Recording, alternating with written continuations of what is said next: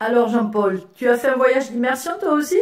Oui, je suis allé au Sénégal en 2014, où là j'ai rencontré différents partenaires et vu aussi des différences culturelles importantes. Eh ben, moi aussi j'ai fait un voyage d'immersion, mais alors beaucoup plus loin que toi, et il y a plus longtemps aussi. Je suis allée aux Philippines. Et là, aux Philippines, ça a été un moment de riches rencontres avec les associations partenaires. Parce Oui, qu'un voyage d'immersion, c'est d'abord une rencontre. oui, un échange réciproque entre ce que l'on est, ce qu'ils sont, une sorte de métissage. Moi, tu sais ce qui m'a frappé quand je suis allée aux Philippines? Eh ben, c'est l'extrême pauvreté qui côtoie l'extrême richesse, au fond. Eh bien pour moi, à l'arrivée, ce qui m'a frappé, c'est leur accueil et aussi leur joie de vivre, la façon de prendre du bon côté finalement ce qui arrive. Après, bien sûr, on s'aperçoit de difficultés. Les unes sont internes, mais les autres sont externes. Et le plus interrogeant, c'est que même il y a des difficultés externes qui partent parfois de bons sentiments. Par exemple, lorsque la communauté européenne donne des subventions pour permettre à ces chalutiers d'aller sur les côtes sénégalaises. Bon, pourquoi ils font ça? Parce que ça permet au gouvernement d'avoir de l'argent, mais ils ne pensent pas qu'en même temps, ils vont appauvrir les pêcheurs. La grande problématique des Philippines, ce sont les migrations. 10% de la population de Philippines vit en dehors des Philippines, migre. Et l'État, en fait, vend sa main-d'œuvre, ni plus ni moins. Et donc là, autour des migrations, on a surtout rencontré des gens de l'île de Mindanao, qui est l'île la plus au sud des Philippines. Et dans cette île, on a rencontré des associations de femmes, parce que ce sont beaucoup les mères, les femmes qui migrent pour subvenir aux besoins de la famille. Donc elles vont beaucoup en Arabie Saoudite, comme nous, femmes de ménage, enfin, etc.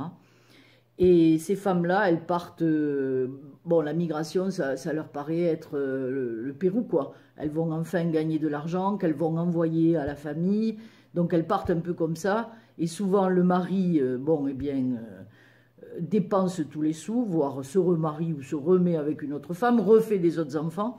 Et en fait, la famille n'a pas du tout avancé. Et les enfants sont toujours aussi malheureux, quoi. Et donc ces associations-là, elles aident ces femmes à se défendre. Elles leur apprennent à être prudentes. Là-bas, par rapport à leurs papiers aussi, parce que on leur confisque pas mal leurs papiers. On les paie très très peu, mais aussi prudentes pour qu'elles gardent de l'argent et n'envoient pas tout forcément là, aux Philippines à leur mari. Mais nous, au Sénégal, ce qu'on a vu, c'est que c'est par exemple les actions par rapport à l'autonomie alimentaire. Parce qu'au Sénégal, comme dans beaucoup de pays en voie de développement, il y a 50% des paysans qui n'arrivent pas à l'autonomie alimentaire. Alors il y a des actions sur la formation, la formation permanente, puisqu'il n'y a pas de formation d'agriculteur ni permanente ni initiale.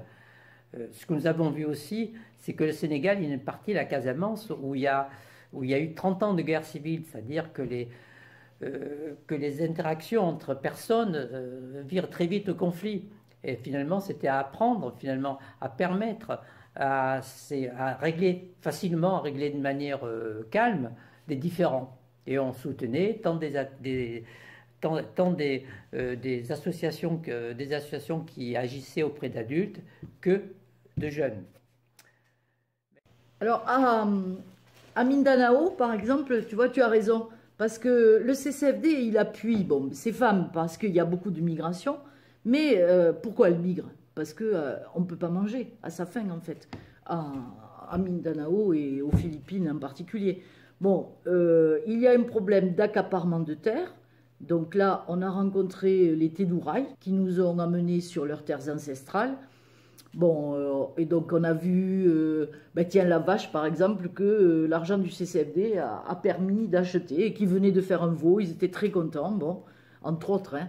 Et on a aussi beaucoup discuté avec eux. On a discuté de démocratie, figure-toi. Comment ils envisagent la démocratie chez eux? C'est le consensus qui est à la base. Et ils étaient très interpellants vis-à-vis de nous. Par exemple, ils nous disaient, votre démocratie avec 50% seulement de gens qui sont d'accord, ça marche pas en fait. C'est pas une bonne façon de se gouverner pour une société. Et donc, ils nous avaient expliqué longuement tout leur processus pour que le consensus soit au maximum dans leur société à eux. Bon, mais ce qui était difficile, c'était quand même la barrière de la langue, hein, parce que eux, ils parlent le philippin, après les traducteurs de philippin, ils parlaient anglais, et il fallait nous retraduire de l'anglais au français, donc on ne pouvait pas vraiment échanger, c'est dommage.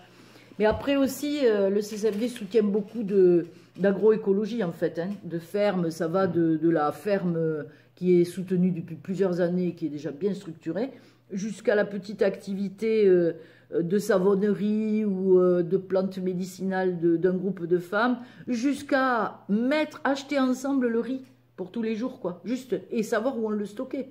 Parce que bon, il faut dire que tout est un problème, hein, c'est à Mindanao. Alors, une action intéressante que j'ai vue, ça se passait avec une grosse association, la FONX, 120 000 agriculteurs qui y participent, et il s'agissait, et qui lançait du suivi d'exploitation.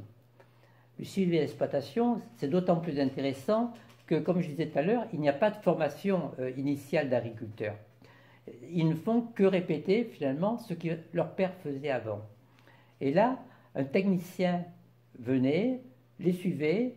Grâce au CCFD, il y avait quelques achats de matériel ou d'animaux si nécessaire, mais surtout, il créait, comme en Afrique, il y a un patriarcat très fort, bien, qui fait que les femmes et les enfants n'ont pas de droit à parole dans l'exploitation. Il crée un conseil d'exploitation. Du coup, les enfants, bien, au lieu de partir dans les bidonvilles de la ville dès qu'ils pouvaient, non, ils préféraient rester sur place. Et les femmes avaient la parole.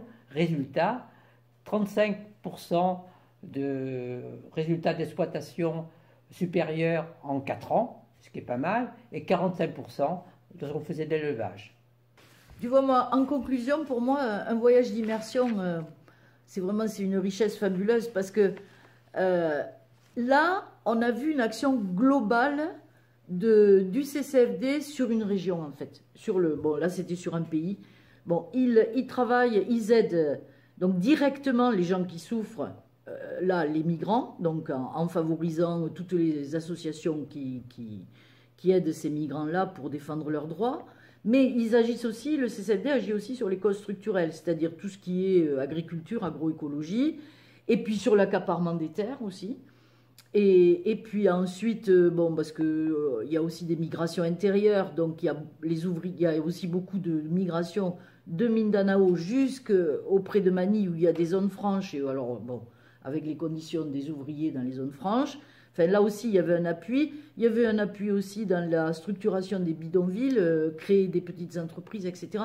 Donc, on voit que le CCFD, quand il aide un partenaire, en fait, c'est dans une politique, une stratégie globale régionale. Voilà, c'est pas du pointillisme. Hein, je ne sais pas, voilà. Ça, j'ai trouvé que c'était très intéressant. Et puis, la deuxième chose que j'ai vraiment trouvé intéressante, c'était que nous, on avait une barrière de langue énorme. Et puis de culturel énorme aussi. Au repas, par exemple, un Philippin, il ne parle pas, il mange, quoi. Bon, on les comprend d'ailleurs, hein, parce que c'est pas tous les jours. Le matin, ils se demandent s'ils vont manger à midi. Nous, c'est pas notre cas. Alors nous, bien sûr, on parle pendant les repas, enfin, etc. Là, on a eu beaucoup de mal à s'ajuster avec eux parce qu'ils nous trouvaient vraiment insolites.